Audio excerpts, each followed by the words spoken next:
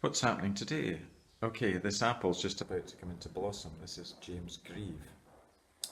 It's a kind of a dual purpose apple, and it has this year got a wonderful crop of blossom all over it, which is great. I think I was quite happy with this last year. They look a bit scraggy at the moment, but it's very early in the season. And something next to it that I want to show you, which I'm very excited about, is this is an apricot, and I pruned it. I literally just chopped the top right off of it and cut back a lot of the branches. I think this is Hemskirke. And what is happening is it's stimulated it to produce lots of buds further down, which is great, which is exactly what I wanted it to do. And particularly, there's a lot of bud break on the shorter branches as well. So the object of this exercise is to try to produce a compact bush by ruthless pruning.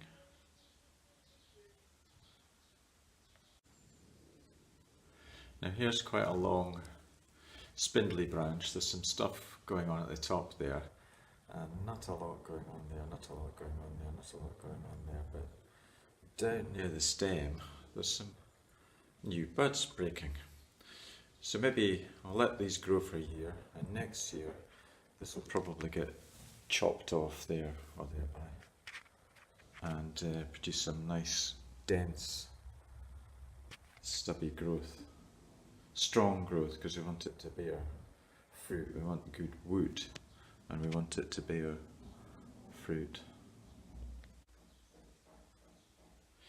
Now another thing that's in blossom today is this. This is a Damson called Farleigh Prolific, and I think the fruit were pretty small on it last year, probably because I overcropped it, but it's a very dense bush and it is indeed most prolific. But what I'll maybe do this year is maybe get rid of half of the fruit on it. So I'll wait until the fruit starts to set, and when they get about pea-sized, I'll maybe try and rub out about half of them, because I think I overcropped it last year and took far too much off of it. But it's just very nice to see these blossoms coming out.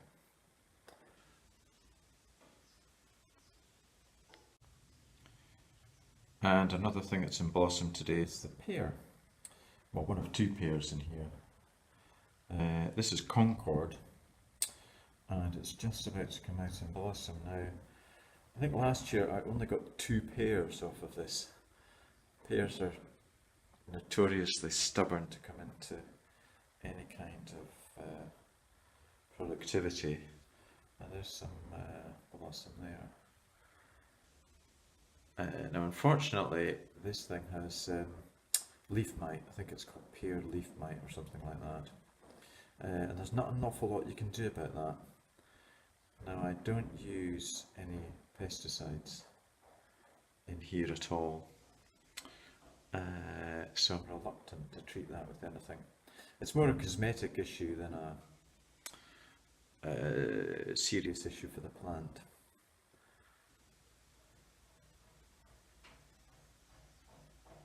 Let me just show you what this looks like, if I can get backwards without falling over anything. I know it's difficult to see, but I'm quite happy with the shape of this. We're trying to keep things as compact as we can, and that looks pretty good.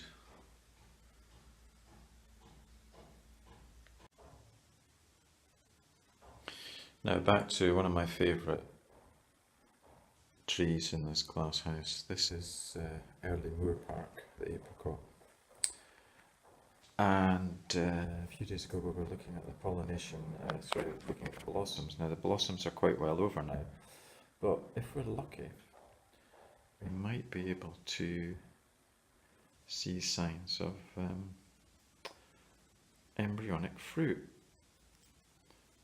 underneath there. Do these look like they're swelling? Sorry about hopeless camera work. In a few days these should start to swell.